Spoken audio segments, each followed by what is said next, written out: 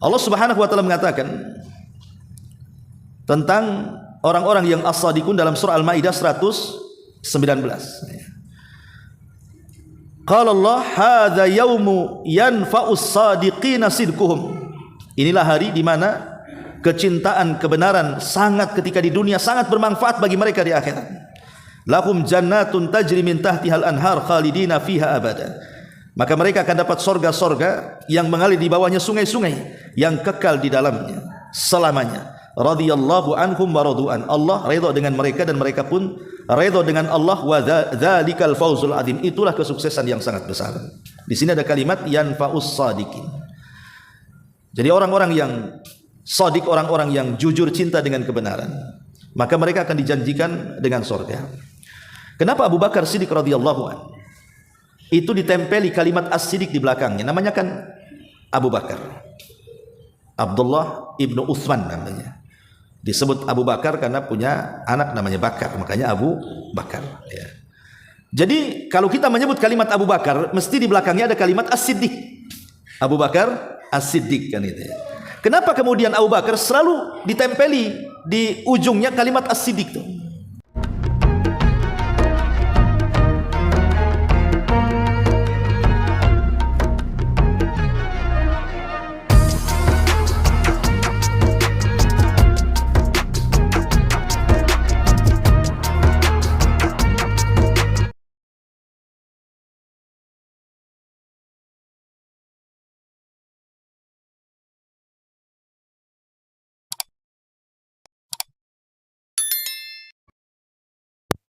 Dalam surga dan dijauhkan dari api neraka ini adalah doa yang sangat dianjurkan. Makanya dalam sebuah hadis Nabi sallallahu alaihi wasallam mengatakan, "Idza sa'altumullaha fas'alu al-firdausal a'la." Kalau kalian hendak meminta sesuatu kepada Allah, maka mintalah sorga yang paling tinggi. Jangan tanggung-tanggung. Kemudian Nabi SAW mengatakan, fa innaha a'lal jannah wa fawqahu arsyur rahman. Karena sorga Firdaus itu adalah sorga di mana tidak ada sorga yang lebih tinggi dibandingkan Firdaus, karena atapnya langsung arsy. Dari sini kita diajarkan kalau meminta sorga, minta langsung yang paling tinggi. Tidak mustahil bagi Allah mengabulkan kau. Dan jangan merasa aku nggak pantas di situ. Enggak, minta. Ini Rasul yang menyuruh seperti itu. Tapi walaupun demikian tidak boleh berlebihan. Ya Allah berikan sorga, di sorganya ada kolam, ada taman, ada gubu. Itu tidak perlu dirinci, Bu. Ngapain dirinci? Ya. Kenapa? Karena tanpa dirinci pun kenikmatan sorga itu jauh dari bayangan kita. Justru kalau memerinci seperti itu bagian daripada ghulu. Tidak boleh itu masuk dalam melampaui batas dalam doa. Cukup minta sorga titik situ ya. Karena dalam sorga itu sudah lengkap semuanya, tidak perlu dirinci satu-satu. Dan tidak bisa juga dirinci kenikmatan sorga itu. Makanya cukup meminta sorga saja. Ma'asyiral muslimat yang dimuliakan Allah Subhanahu wa taala, ada sebuah hadis yang dikeluarkan oleh Imam Ibnu Majah dari hadis Aisyah radhiyallahu anha. Jadi Aisyah radhiyallahu anha menceritakan bahwa Nabi sallallahu alaihi wasallam pernah mengajarkan kepada dia sebuah doa. Jadi Aisyah radhiyallahu anha pernah diajarkan oleh Rasul sebuah doa. Apa doanya? Allahumma inni as'aluka minal khairi kulli ma 'alimtu minhu wa ma lam a'lam wa a'udzubika minasyarri kullihi 'ajilihi wa 'ajilihi ma 'alimtu minhu wa ma lam a'lam. Jadi inilah doa yang diajarkan Rasul kepada Aisyah. Allahumma inni as'aluka minal khairi kullihi 'ajilihi wa 'ajilihi ma 'alimtu minhu wa ma lam a'lam wa a'udzubika minasyarri ajilihi wa ajilihi ma alimtu minhu wa ma lam a'lam. Ya Allah, aku meminta kepadamu dari kebaikan semuanya, baik kebaikan yang disegerakan atau kebaikan yang diakhirkan. Baik kebaikan itu aku ketahui atau aku tidak ketahui, dan aku berlindung dari keburukan, baik yang disegerakan atau yang diakhirkan, yang aku ketahui dan yang aku tidak ketahui. Para ulama mengatakan bahwa hadis ini tidak secara langsung mengajarkan kepada kita dari hadis Aisyah Ummul Mukminin radhiyallahu anha bahwa Rasul menyarankan kepada Aisyah untuk meminta sorga dan dijauhkan dari api neraka. Jadi inilah doa yang paling agung. Doa yang paling agung itu adalah meminta sorga dan dijauhkan dari neraka. Karena tujuan kita kan itu, masuk sorga dan tidak mau masuk neraka. Lah tujuan ibu masuk ke Masjid Sukajadi belajar itu apa? Kalau tidak ingin masuk sorga, pasti ingin masuk sorga. Makanya kenapa Rasul mengatakan man salaka tariqan yaltamisu fihi ilma sahhalallahu bihi tariqan ilal jannah. Siapa yang berjalan menuju majlis-majlis ilmu, maka Allah akan mudahkan jalannya ke sorga. Artinya kan tujuan kita ini cari sorga sebenarnya, apalagi ya.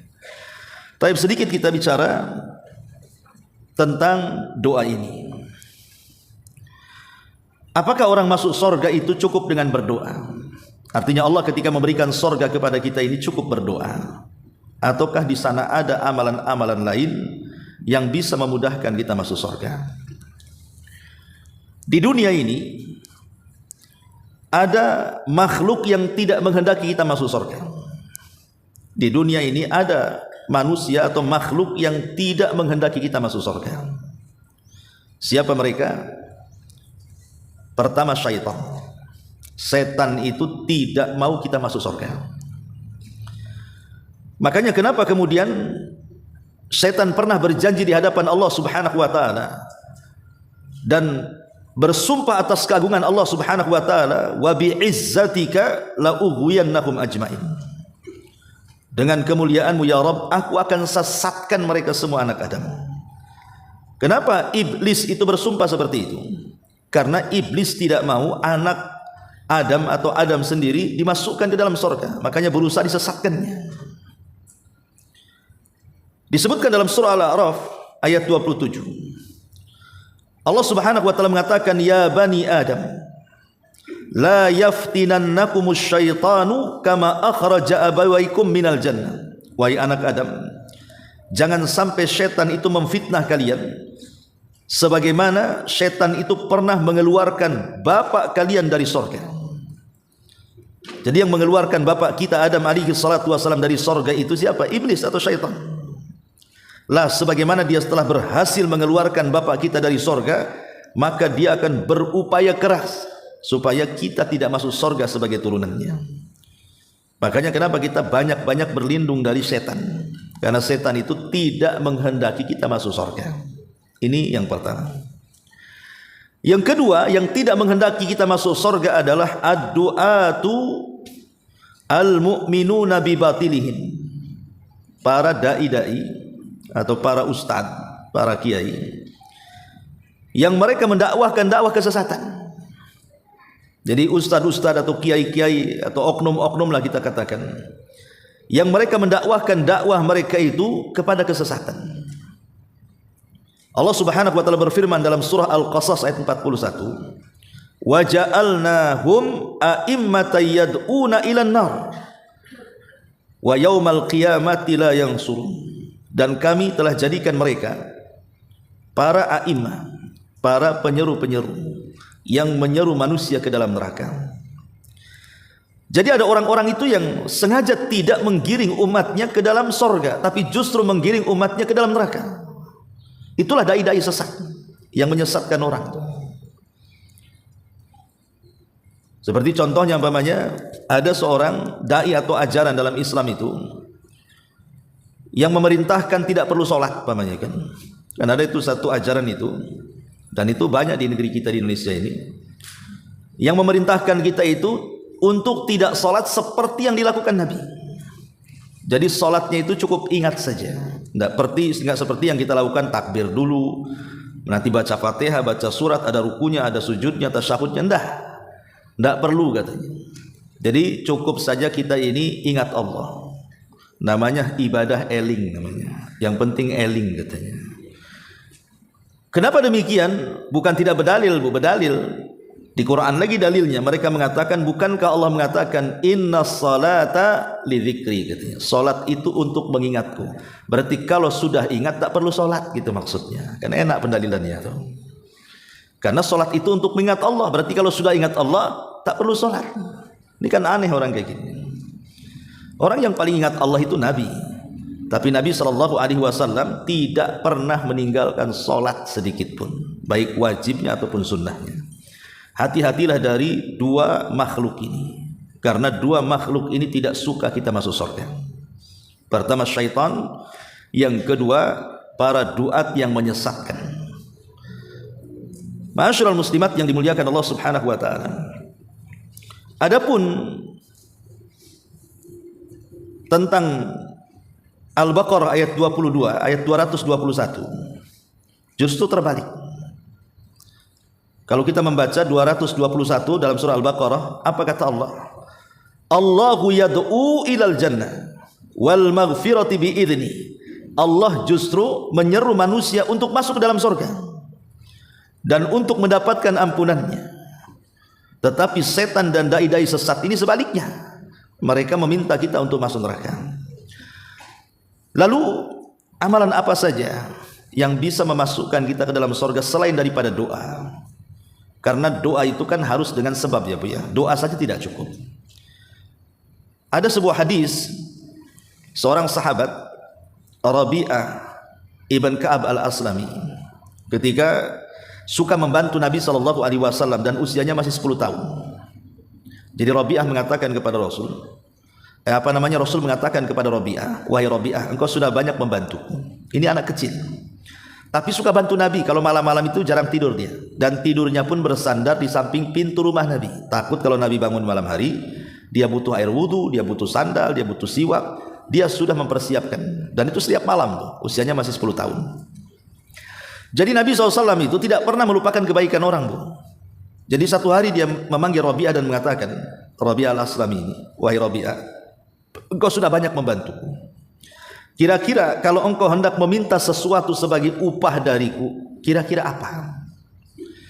Maka tiba-tiba kemudian Rabi'ah ibn Ka'ab al-Aslami ini mengatakan kepada Rasul, wahai Rasul, aku tidak menghendaki apapun kecuali inni uridu ma'aka fil jannah. Aku hanya ingin menjadi temanmu di surga. Anak kecil loh ya, umur 10 tahun. Dia tidak terpikir soal mainan, soal dunia, enggak. Itulah orang-orang yang berada di tarbiyah yang benar tuh. Jadi yang diinginkan itu bukan apa-apa. Dia ingin masuk surga, bukan hanya sekedar masuk surga, ingin menjadi teman Nabi pula di surga. Tapi apakah Nabi SAW menolaknya? Tidak. Rasul hanya mengatakan fa'inni ala dzikrika fa'inni ala nafsika bi kathrati as-sujud. Kata Nabi SAW, kalau engkau ingin seperti itu, maka bantulah diriku untuk mengabulkan keinginanmu, tapi syaratnya perbanyak sujud. Maksudnya perbanyak sujud, perbanyak sholat gitu maksudnya. Dari sini kita tahu bahwa doa saja tidak cukup, tapi harus ada upaya. Lalu apa upaya-upaya supaya kita ini dimudahkan dimasukkan ke dalam surga? Yang pertama, al-mu'minuna alladzina ya'maluna as-salihat. Orang-orang yang beriman yang mereka memperbanyak amal saleh. Dan itu ditunjukkan dalam surah Al-Baqarah 25 dan surah Al-Ankabut 58, kemudian terulang dalam Al-A'raf juga 42. Contohnya Al-Ankabut 58 Allah mengatakan walladzina amanu wa amilus salihati lanubawwi'annahum minal jannati ghurafa tajri min tahtihal anhar khalidina fiha ni'ma ajrul amilin. Orang-orang yang beriman dan beramal saleh, maka kami akan tempatkan mereka di sorga, dan mereka akan mendapatkan kamar-kamar indah yang di bawahnya mengalir sungai-sungai, mereka kekal di dalamnya, dan itulah sebaik-baik pahala bagi orang-orang yang beramal. Jadi yang pertama adalah perbanyak amal saleh. Amal apa saja yang penting saleh. Maksudnya amal saleh itu yang penting amal itu dicintai, yang penting amal itu diridhoi Allah, itulah disebut amal saleh. Berarti amal saleh ini bukan hanya salat saja. Ya, amal saleh ini mencakup kata-kata. Kalau kata-kata itu Allah suka, Allah ridha, maka itu amal saleh. Perbuatan, Selama perbuatan itu Allah suka, Allah redha, itu juga perbuatan dikategorikan amal saleh, dan begitu seterusnya.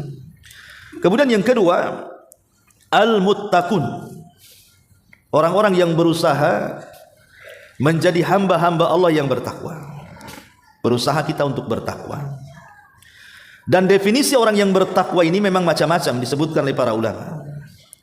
Definisi orang yang bertakwa ini macam-macam, tapi intinya adalah takwa melaksanakan perintah dan menjauhi larangan. Itu inti daripada takwa. Tapi ada makna takwa itu yang luar biasa, yang pernah didefinisikan oleh siapa? Ibnu Umar, yang pernah saya sampaikan di sini.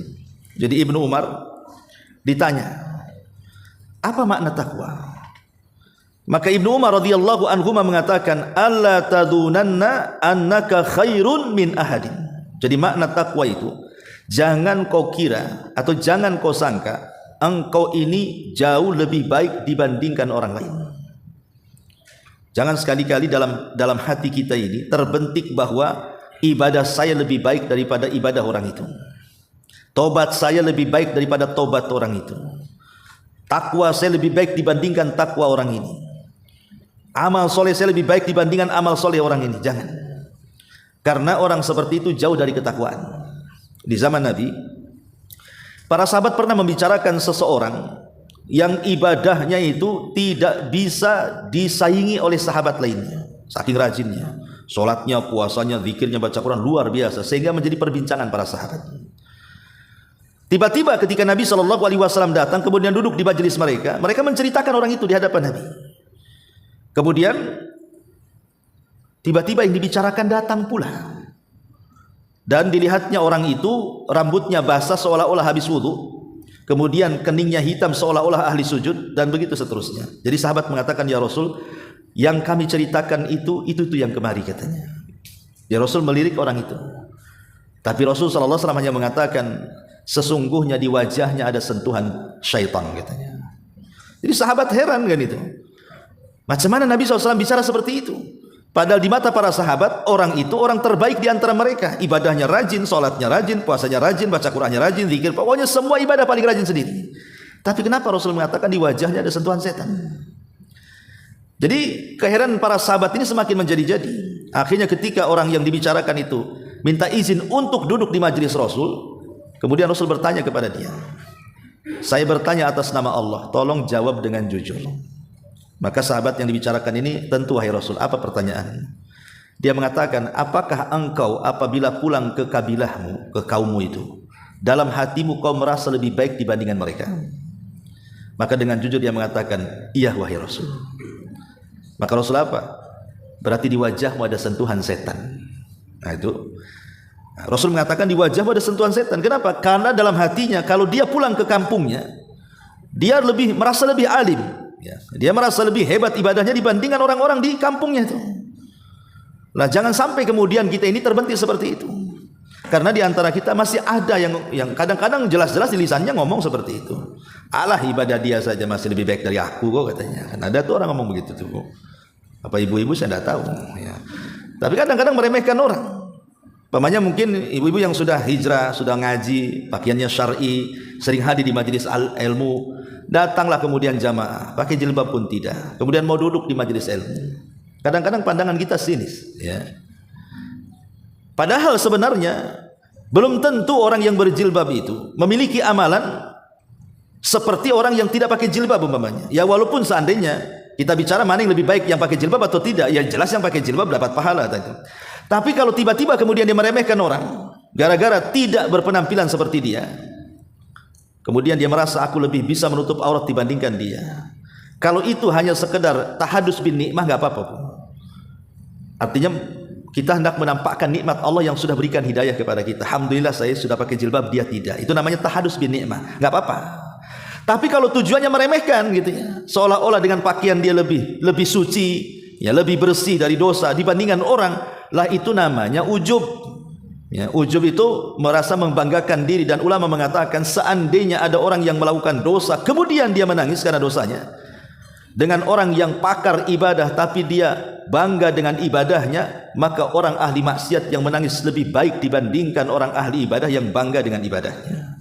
Maka yang kedua, jadilah hamba Allah yang bertakwa. Kemudian yang ketiga, al-muhsinun, orang-orang yang berbuat baik. Allah Subhanahu wa taala berfirman di dalam surah Yunus ayat 26.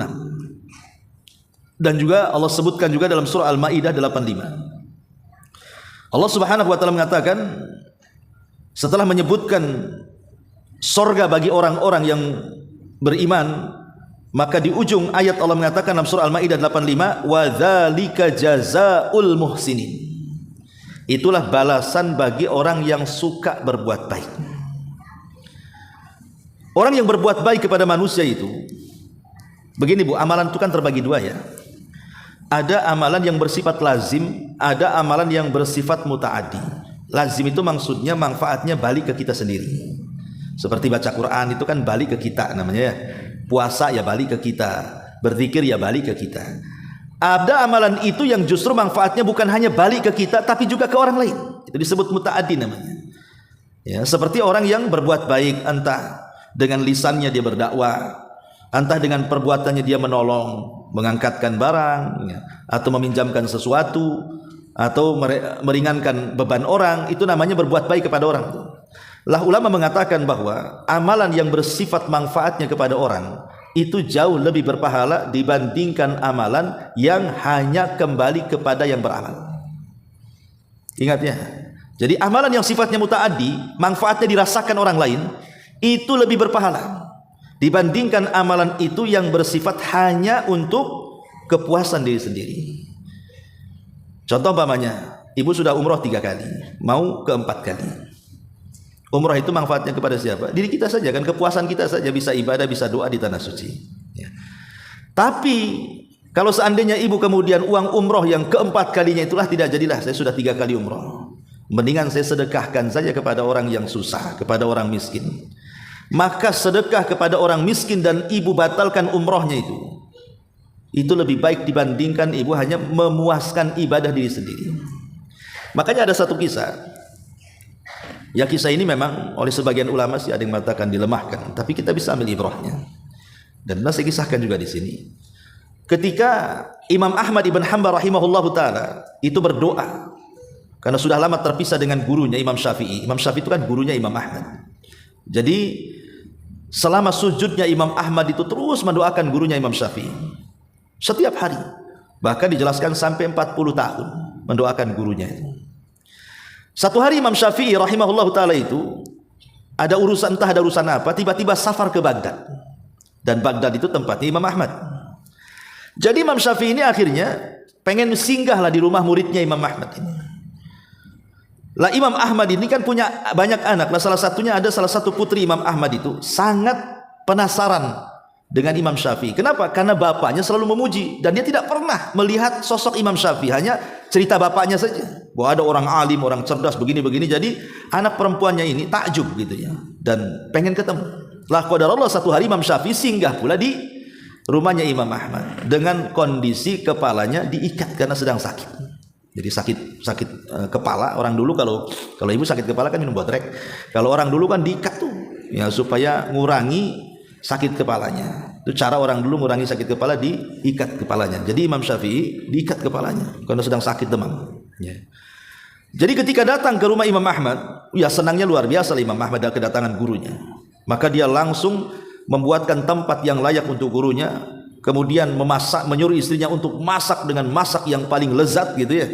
Kemudian Imam Ahmad setelah semuanya selesai, diundang Imam Syafi'i untuk makan.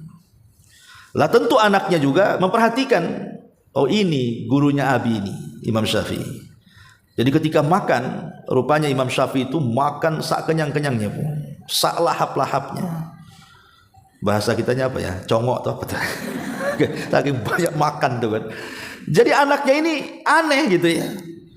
Sunnah Nabi itu makan 3 jari, ini makan 5 jari. Kalau ibu 10 jari kan itu. Jadi makannya banyak Imam Syafi'i ini. Jadi anak yang perempuan nih, betul kayak dia gurunya bapaknya. Masa makannya aja selahap itu. Yang meninggalkan sunnah 3 jari gitu. Dihabiskan lagi. Imam Ahmad senang lah kan gitu. Kenapa? Karena merasa hidangannya itu betul-betul dihargai gurunya kan. Tapi justru anaknya bertanya, masa Imam Syafi'i kayak gitu katanya. Ini satu perkara. Perkara yang kedua, saat di malam hari. Jadi anaknya ngintip, kadang-kadang dia lewat di kamarnya. Kok tak ada gerakan-gerakan Imam Syafi'i itu entah menghabiskan malamnya untuk sholat gitu ya, untuk sholat witir, untuk tahajud, untuk baca Quran, zikir, tidak. Dilihatnya Imam Syafi'i terlentang saja kayak orang tidur. Ya. Jadi mungkin mindsetnya anaknya Imam Ahmad ini berpikir kalau seorang ulama besar itu harus menghidupkan malamnya dengan qiyamul lail, gitu maksudnya. Ini imam besar kok tidur aja kerjanya. Yang lebih kemudian membuat penasaran lagi anaknya Imam Ahmad di saat subuh. Imam Syafi'i tidak sempat berwudu, kemudian langsung sholat subuh bersama abinya. Jadi sholat tanpa wudu, makin lagi dia berangkan. Betul tak itu Imam Syafi'i? Kok kayak gitu katanya? Kok sholat nggak pakai wudu? Jadi akhirnya untuk menghilangkan penasaran, putrinya Imam Ahmad ini, dia bertanya kepada abinya Imam Ahmad, betul tak itu Imam Syafi'i? Kata ayahnya, iya itu guru saya, kan gitu. Emang kenapa dengan dia? Kemudian diceritakan 3 hal itu. Saya ini bingung dengan gurunya Abi itu. Saat makan kok banyak lahapnya luar biasa, kayak orang kelaparan. Ya. Kemudian dia tidur aja, tak ada nampak-nampak ibadahnya di malam hari. Kemudian yang ketiga, kok sholat nggak pakai wudhu? Ini gimana ceritanya ini? Kan nggak boleh sholat tanpa wudhu itu. Jadi Imam Ahmad ibn Hanbal rahimahullahu taala tidak lantas menjawab anaknya. Dia ingin mencoba menanyakan langsung kepada Imam Syafi'i tentang 3 perkara ini. Jadi Imam Ahmad mengatakan kepada Imam Syafi'i, gurunya, wahai guru, ya, ini titip pertanyaan dari anaknya. Kenapa engkau banyak sekali makan? Saya senang sekali, tapi anak saya bertanya. Kata Imam Syafi'i, karena aku mendengar Nabi SAW bersabda, ta'amul abriya dawaun wa ta'amul bukhala daun, gitu. Makanan orang baik itu akan jadi obat. Dan alhamdulillah setelah saya habiskan makananmu, hilang demamku, katanya. Hilang sakit kepalaku. Karena makanan orang ikhlas, orang baik itu jadi obat.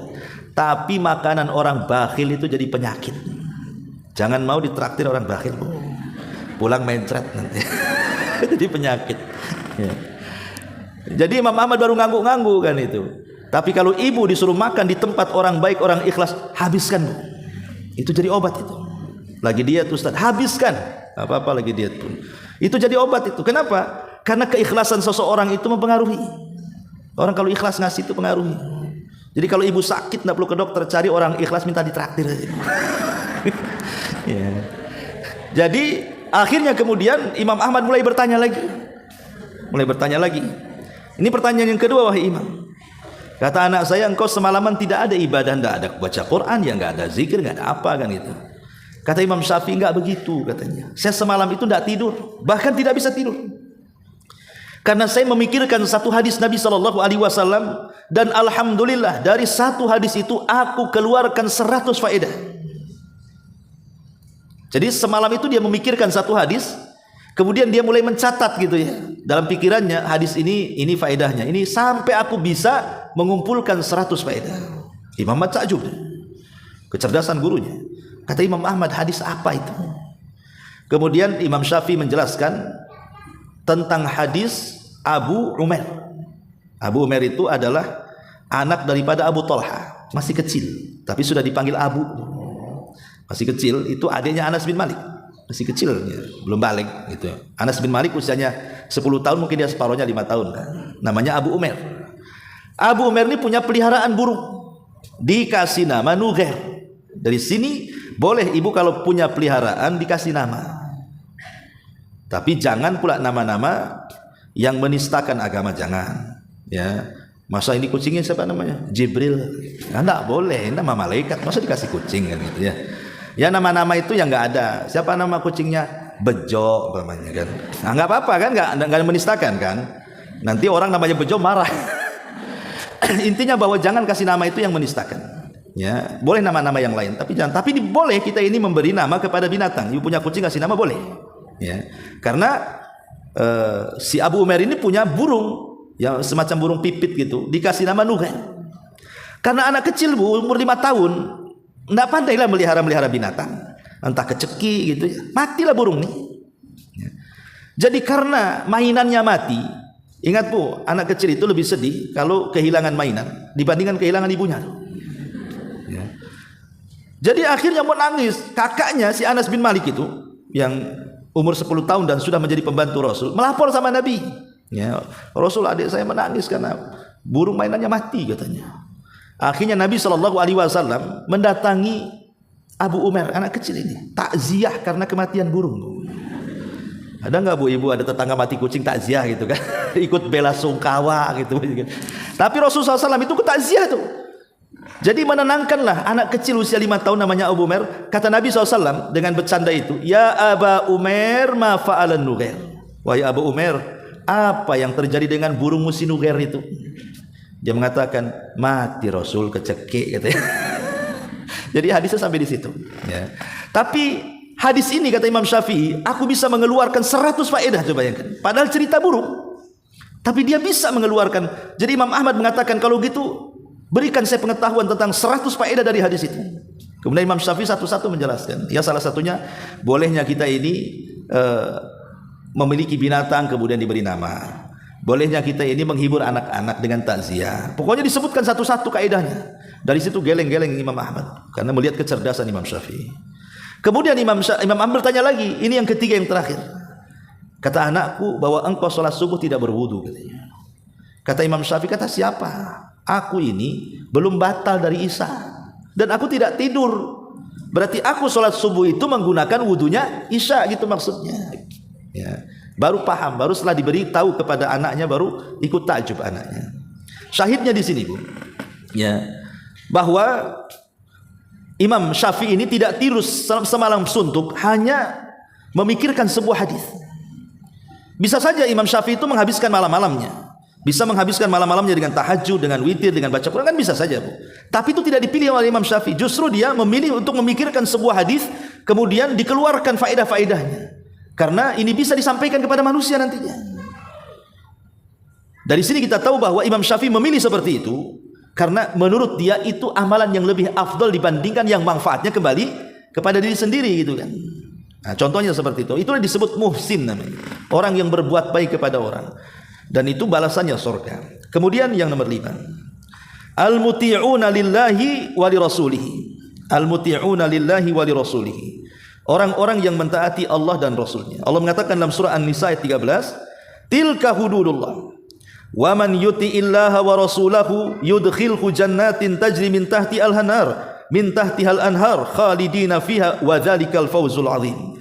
Itulah batasan-batasan Allah. Maka barang siapa yang mentaati Allah dan Rasulnya, maka Allah akan masukkan ke dalam sorga-sorga yang mengalir di bawahnya sungai-sungai dan dikekalkan di dalamnya. Itulah keberuntungan yang sangat agung.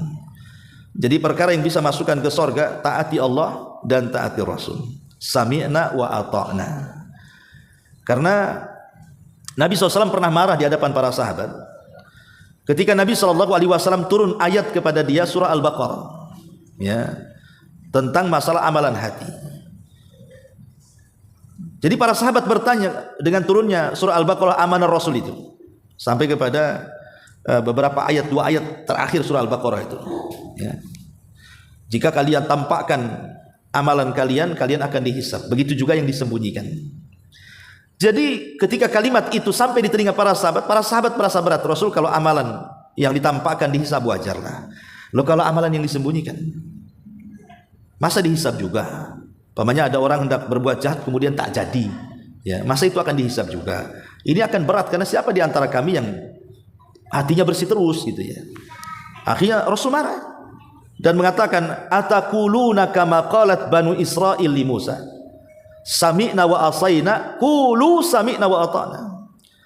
Apakah ucapan kalian ini ingin meniru-niru ucapan Bani Israel kepada Musa, sami'na kami dengar, wa asaina dan lantas kami bermaksiat? Katakan sami'na wa ata'na, kami taat dan kami dengar. Jadi Bani Israel malah kami taat, kami bermaksiat. Tapi Rasul mengatakan jangan katakan seperti itu, tapi katakanlah sami'na wa ata'na, kami dengar dan siap taat. Akhirnya setelah itu turun ayat, la yukallifullahu nafsan illa wus'aha. Allah tidak akan membebani jiwa kecuali apa yang sanggup diamalkannya saja. Maksudnya begini, jangan memandang syariat itu berat dulu. Coba dulu amalkan. Nanti kalau tidak sanggup, nanti datang keringanan gitu maksudnya. Ibu sedang sakit nih, ya. Coba ibu berdiri dulu. Ibu kena asam urat di kakinya, kayaknya sakit-sakit kan. Jangan kebayang, saya nggak bisa berdiri. Jangan gitu, berdiri dulu coba gitu maksudnya ya.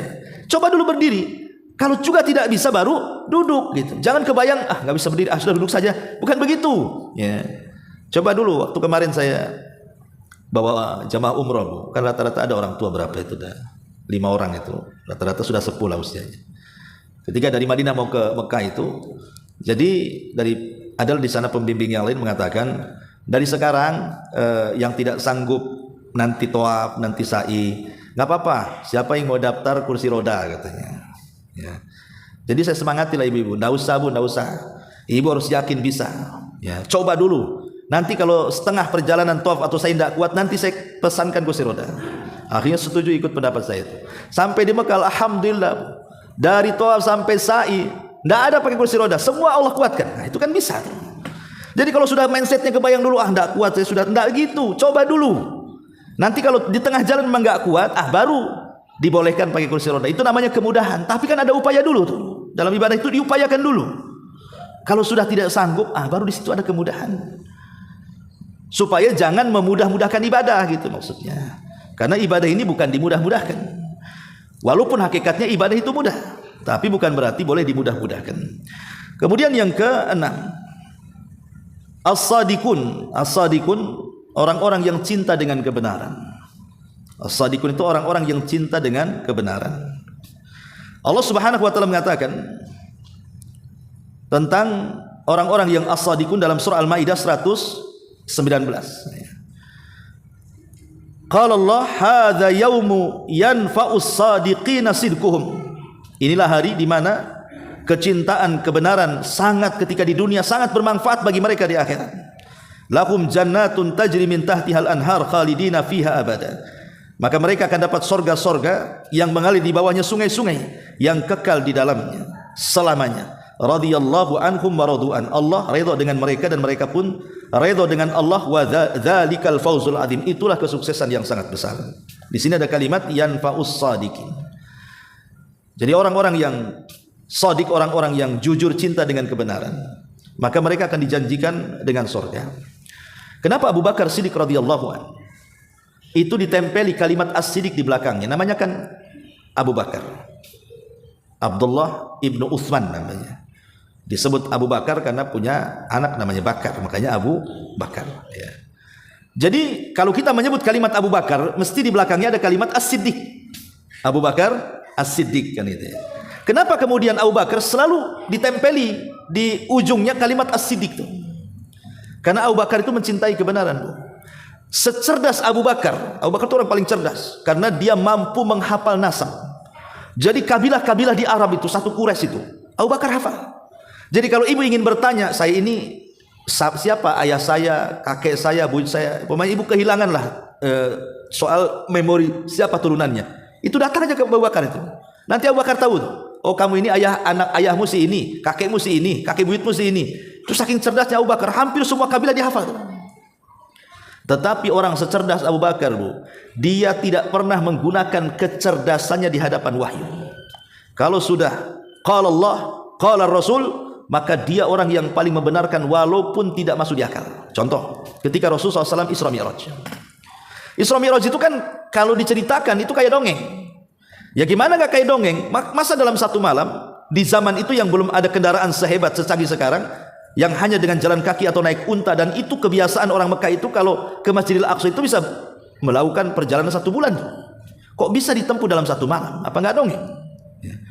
Pakai apa memang Nabi SAW coba sampai ke situ? Kemudian dijelaskan pakai buruk. Buruk ini apa? Semacam dia di bawahnya kuda, di atasnya bighal. Jadi dia kecil, ya, di atasnya keledai, tapi di bawahnya kuda. Dan sekali kemudian melangkah sejauh mata memandang, seolah-olah terbang. Lah, siapa yang pernah melihat buruk coba? Itu kan hanya dalam hadis saja kan. Kemudian belum lagi yang mengherankan adalah dari Baitul Maqdis sampai ke Sidratul Muntaha lagi coba. Melintasi beberapa langit lagi sampai ke atas. Ini kan macam dongeng jadinya. Kalau yang menceritakan dukun, ya mungkin kita katakan ini cerita hoax kan gitu ya. Tapi yang menceritakan Nabi. Makanya Abu Bakar mencontohkan ketika kemudian saat Rasul diolok-olok oleh kafir Quraisy, kemudian mereka datang kepada Abu Bakar, tidakkah kau dengar wahai Abu Bakar cerita kawanmu, maksudnya Rasulullah? Kenapa kata Abu Bakar? Kemudian diceritakan dia melakukan perjalanan 1 malam. Lihat jawaban Abu Bakar untuk membantah orang-orang kafir Quraisy. Dia mengatakan apa? Hei kafir Quraisy, sekalipun dari lisan Rasulullah ada cerita yang lebih mustahil dari perjalanan Isra Mi'raj itu, maka aku orang yang pertama membenarkannya. Ini kan jawaban telak nih. Seandainya keluar dari lisan Rasul itu ada cerita yang jauh lebih mustahil lagi daripada peristiwa Isra Mi'raj ini, maka saya yang pertama membenarkannya. Sejak itulah Abu Bakar diembel-embeli belakangnya dengan kalimat As-Siddiq itu. Karena dia cinta dengan kebenaran, membenarkan apapun yang dikatakan Allah dan Rasulnya, masuk di akal atau tidak. Ya. Dan harusnya kita gitu seorang muslim. Karena ada orang-orang yang berusaha menabrak-nabrakkan sesuatu yang tidak masuk di akal, akhirnya mengingkari hadis Nabi. Contoh, hadis tentang lalat. Ya. Nabi SAW mengatakan apabila ada lalat masuk ke bejana salah seorang di antara kalian, paman ibu lagi ngopi, lagi ngeteh, ya, dan itu sudah las, kalau tehnya banyak, gulanya masih banyak, ya mungkin kalau kemasukan lalat kan kita bisa buang, kita buat lagi kan itu.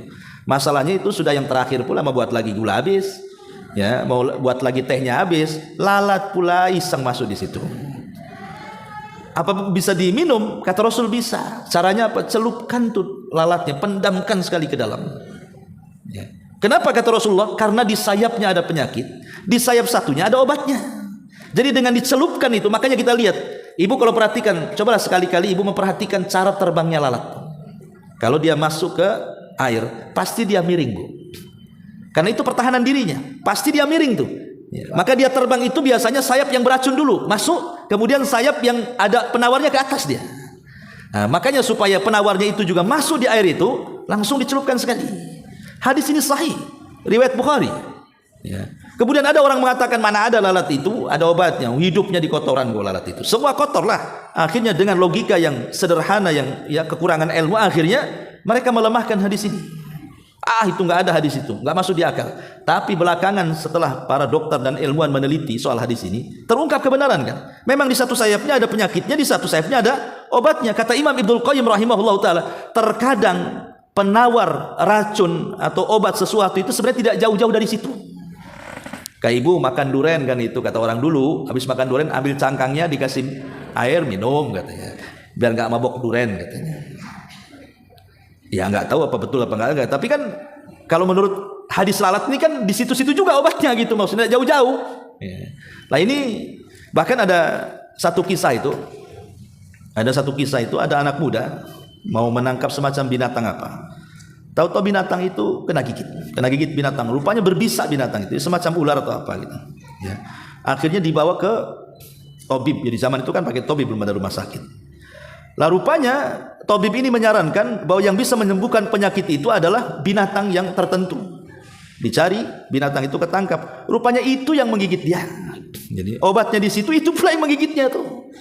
Kayak virus corona lah kan gitu kan. Itu juga dari corona juga kan gitu ya. Diambil ininya. Intinya bahwa orang-orang yang mencintai kebenaran itu, maka dia tidak mungkin menggunakan akalnya untuk melawan nas. Kalau sudah nas itu sahih dari Quran dan Sunnah, sudahlah samina wa ta'na. Tidak perlu kita pikirkan jauh-jauh, karena pasti benar, itu saja. Pasti benar, tidak usah diteliti lagi. Kemudian juga di antara hal-hal yang bisa masukkan ke surga adalah alladzina yakhshawnallaha wa yakhafunahu wa yanhauna an-nafsa 'anil hawa al-mukhalif li amrillahi azza wa jalla. Orang-orang yang berusaha menanamkan perasaan takut kepada Allah. Orang-orang yang berusaha menanamkan perasaan takut kepada Allah. Karena takut ini menjadikan kita terjauh dari larangan. Dulu di zaman Bani Israel, ada seorang laki-laki yang semua dosa sudah dilakukan dia. Jadi banyak sekali dosanya. Mau dosa kecil, mau dosa besar, pokoknya semua hidupnya penuh dengan dosa. Saat detik wafatnya, dia berwasiat kepada anak-anaknya dikumpulkan. Dia mengatakan, saya berwasiat kepada kalian, jika besok aku mati, tolong bakar jasadku. Kemudian setelah jadi abu, sebarkan abuku di beberapa lautan di dunia. La in qadarallah, kalau Allah takdirkan dia sanggup membangkitkan aku katanya, maka dia pasti akan mengazab aku yang dengan azab yang belum pernah siapapun diazab sebelumnya katanya. Jadi saking takutnya dia diazab oleh Allah, dia berwasiat nyeleneh pula sama anak-anaknya. Pokoknya kamu harus membakar jasadku, abunya sebar di mana-mana. Kalau Allah sanggup membangkitkanku, celaka aku, pasti Allah akan mengazab aku dengan azab yang belum pernah siapapun diazab seperti itu katanya. Akhirnya oleh anak-anaknya betul-betul dilaksanakan tuh wasiat bapaknya itu. Setelah meninggal, Dikremasi betul-betul, dibakar, kemudian abunya disebar di sungai ini, di lautan ini, pokoknya disebar kemana-mana. Dia tidak paham Allah ala kulli syai'in qadir. Allah itu atas segala sesuatu maha mampu. Dikiranya Allah gak bisa bangkitkan seperti itu. Maka akhirnya tiba-tiba abu itu disuruh bangkit oleh Allah. Maka abu dari mana-mana kemudian bersatu, kemudian jadilah orang itu, kemudian dihadapkan kepada Allah pada hari kiamat. Kemudian Allah mengatakan, kenapa kau lakukan seperti itu? Apa kau kira aku tidak sanggup bangkitkan dirimu? Maka orang ini mengatakan, ya Rabb, khaufuka, karena aku takut kepadamu, katanya. Lalu Allah mengatakan, jujur memang itu rasa takutmu sehingga kau berwasiat seperti itu? Iya, tidak lain dan bukan karena takut yang bersangatan kepadamu ya Rabb, makanya aku melakukan hal yang seperti ini. Maka Allah mengatakan, kalau itu jujur karena rasa takutmu kepadaku, maka ku ampuni dosamu, ku masukkan ke dalam surga. Ini cerita umat dulu ya. Ya, jangan ditiru. Ini kan umat Bani Israel, agamanya bukan Islam kan itu. Jangan wah ini bagus juga hadis ini nih, katanya. Hadis ini menceritakan bukan kisahnya tapi ibrahnya. Lihat rasa takut orang ini memasukkan orang ini ke dalam surga. Gitu. Karena rasa takut inilah yang menjadikan kita tidak berlaku maksiat. Gitu. Kalau orang nggak punya takut ya main terjang saja dia. Wallahu a'lam bishawab. Sampai di sini. Tapi kalau ada yang bertanya, ada waktu 5 sampai 10 menit. Silakan.